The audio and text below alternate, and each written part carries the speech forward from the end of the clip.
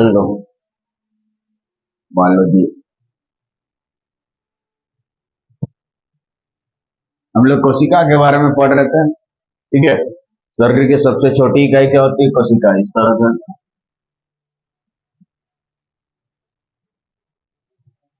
ठीक ठीक है। यहाँ क्या था? माइटोकॉन्ड्रिया। यहाँ था गोल्जी बॉडी। यहाँ था सेंट्रोसोम। तीनों का काम बोलो। माइटोकॉन्ड्रिया का काम,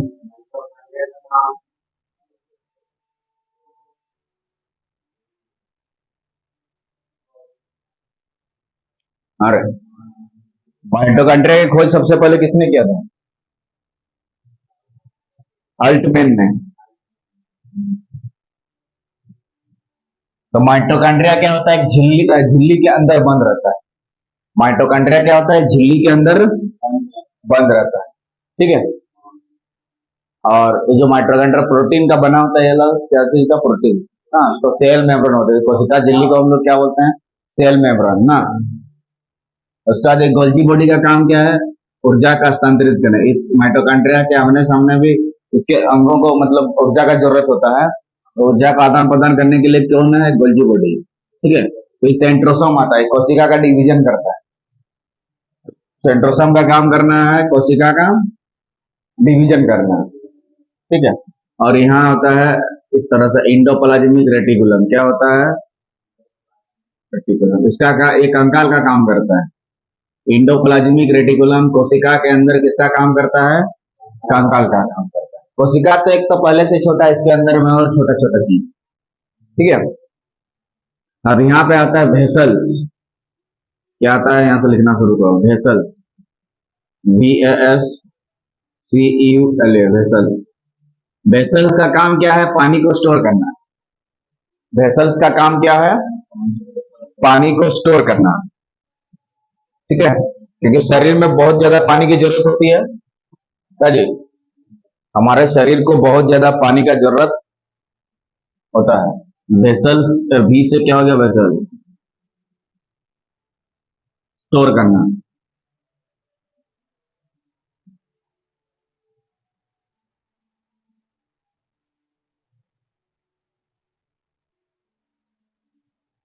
तो वेसल्स का काम क्या है? पानी को स्टोर करना है। वेसल्स का काम क्या है? पानी को स्टोर करना।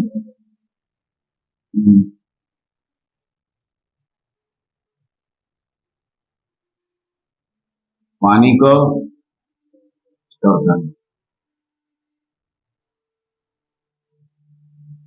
वेसल्स का काम क्या है? पानी को स्टोर करना।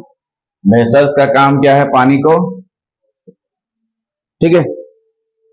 तो वेसल्स किसमें पाया जाता है? पेड़ पौधे और जंतु दोनों में पाया जाएगा। क्या जी? पेड़ पौधे में भी पाया जाता है और हाँ, वेसल्स का दोनों में पाए जाते हैं। किसमें किसमें बोलो?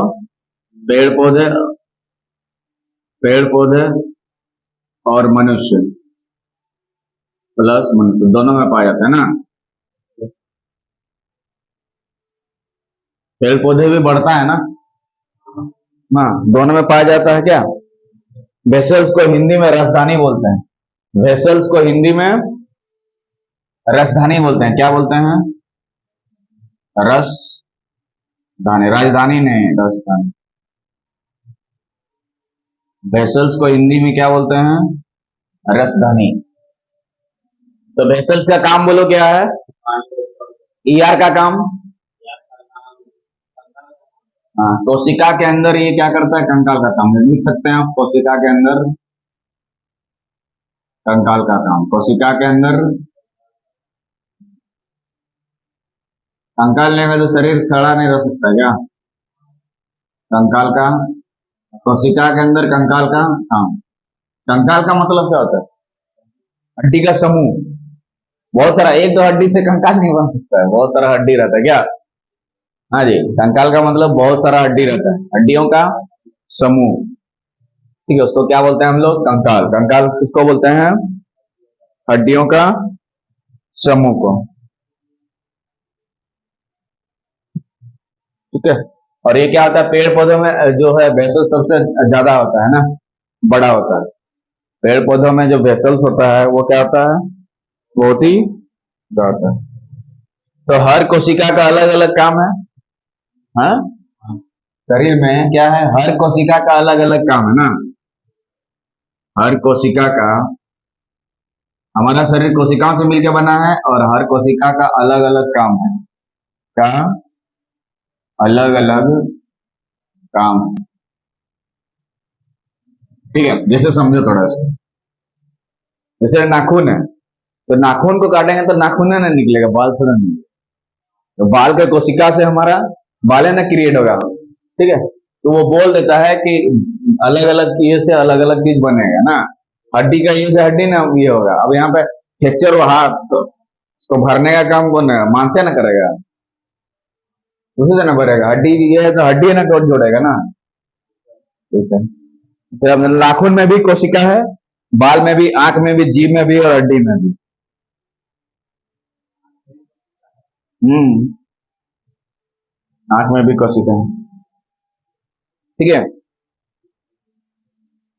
तो हर कोशिका का अपना दिमाग है। हर कोशिका का अपना दिमाग है। ठीक है ना। अब उसके बाद यहाँ बीच में होता है न्यूक्लियस। बीच में क्या होता है, न्यूक्लियस, लिख दो, न्यूक्लियस। इंग्लिश में इसको बोलते हैं, इंग्लिश में न्यूक्लियस, हिंदी में बोलते हैं केंद्रक। किसको बोलते हैं इसको,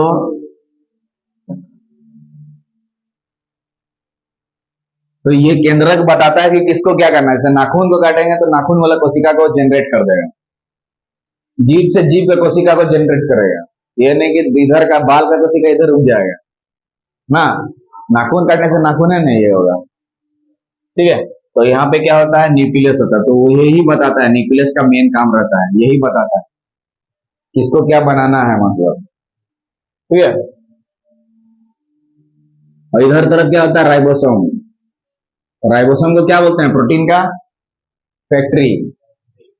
प्रोटीन का फैक्ट्री इसको बोलते हैं। तो ये कोशिका का ब्रेन है, मेन है सब, न्यूक्लियस। ये वाला न्यूक्लियस क्या है, लिख दो, कोशिका का ब्रेन है। लिख लो, कोशिका का ब्रेन। तो सेल का ब्रेन किसको बोला जाता है, हाँ जी, न्यूक्लियस को ना, यानी कि केंद्रक को। कोशिका का ब्रेन किसको बोलते हैं, केंद्रक को।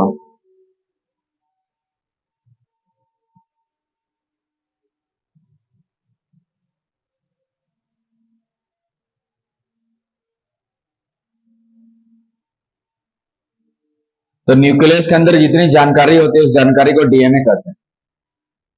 न्यूक्लियस के अंदर जितनी जानकारी होती है उसे क्या बोलते हैं, डीएनए। लिख दो, न्यूक्लियस के अंदर जितनी जानकारी होती है, न्यूक्लियस के अंदर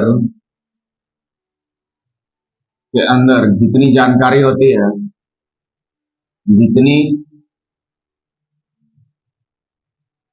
जानकारी होती है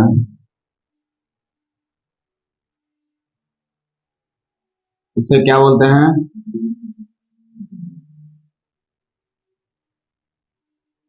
ठीक। तो न्यूक्लियस के अंदर जितनी जानकारी होती है उसको डीएनए ना।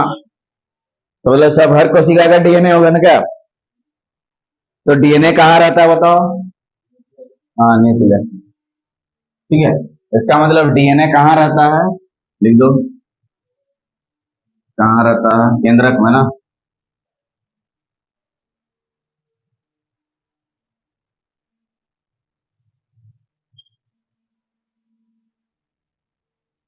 कहाँ पे, केंद्रक में।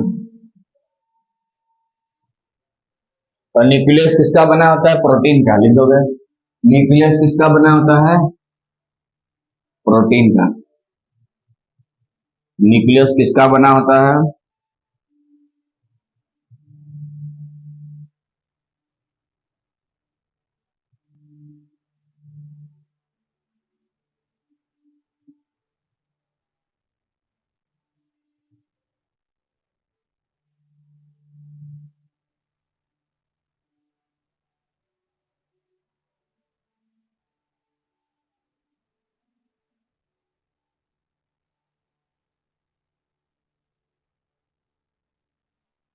ठीक है।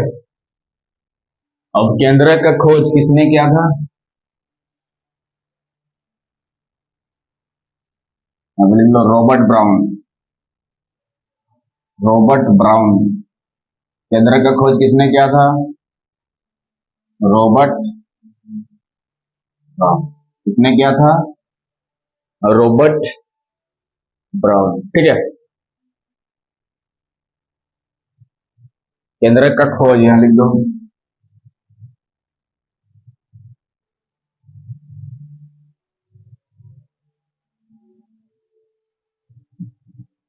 DNA is a group of information. DNA क्या है? ए ग्रुप ऑफ इंफॉर्मेशन। डीएनए क्या है? ए ग्रुप ऑफ इंफॉर्मेशन।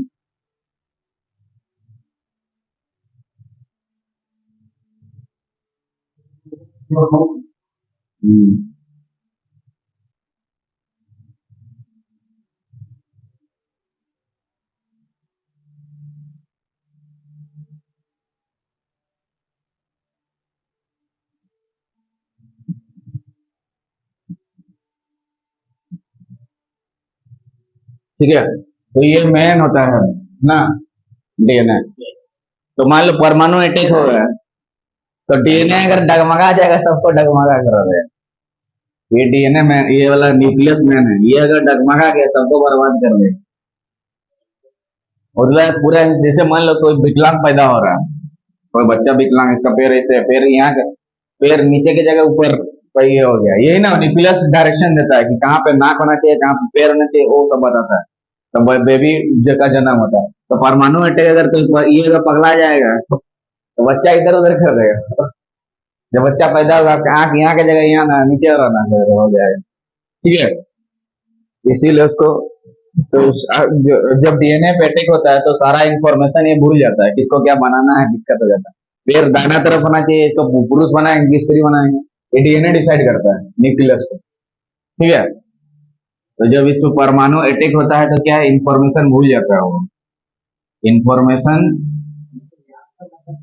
वो यादें तो रखता है, इसके यही नहीं, इसके चलते हैं ना सब चीज ठीक हो रहा है, कोशिका। ठीक है।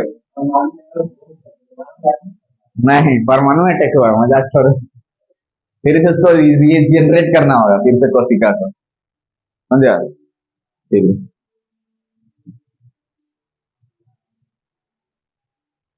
उसके बाद यहाँ पे होता है लाइसोसोम। लाइसोसोम, इसको आत्महत्या की थैली बोलते हैं। लाइसोसोम।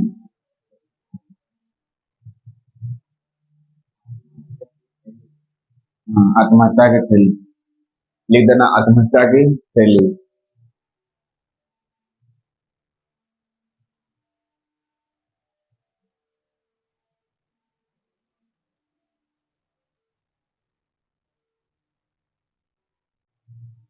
यहाँ पे लिख देना, लाइसोसोम को हम लोग क्या बोलते हैं? आत्महत्या की थैली। आत्महत्या की थैली।